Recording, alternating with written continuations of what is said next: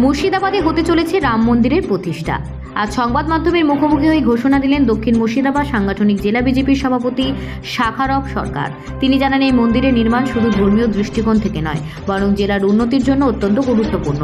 বর্তমানে মুর্শিদাবাদ জেলার পর্যটন শিল্প উন্নতির দিকে এগিয়ে চলেছে, তবে বেকারত্বের সমস্যা বৃদ্ধি পাচ্ছে। এই সমস্যার সমাধান করতে এবং পর্যটন শিল্পে নতুন দিশা দিতে রাম মন্দির প্রতিষ্ঠা একটি বড় পদক্ষেপ হতে চলেছে।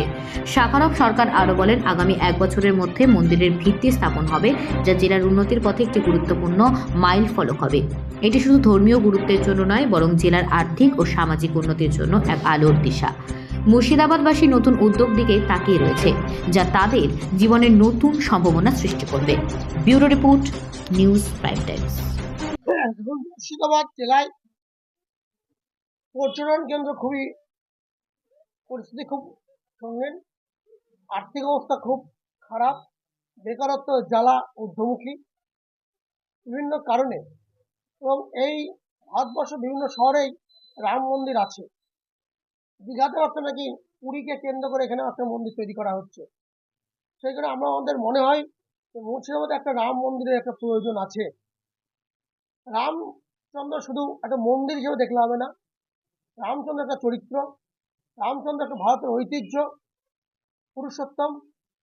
স্বাভাবিক কারণে এখানে রাম মন্দিরের একটা প্রয়োজন আছে। আমরা একটা ঠিক করেছি, ট্রাস্ট অলরেডি তৈরি হয়ে গেছে।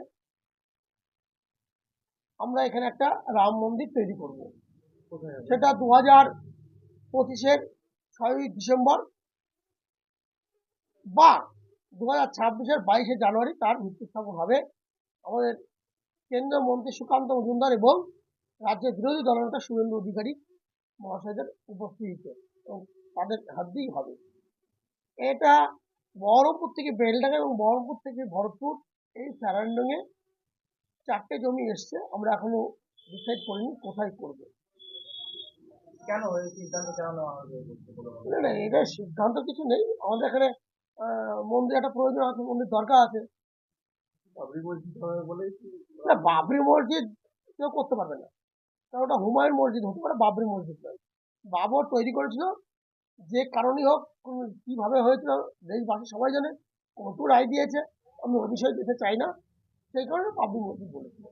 কিন্তু ওনার নাম আগে বাবর হতে হবে, তো তারপরে তো উনি বাবরি মসজিদ বানাবেন। উনি হুমায়ুন মসজিদ বানাতে পারেন, এই বিষয়ে আমার কিছু বলার নেই।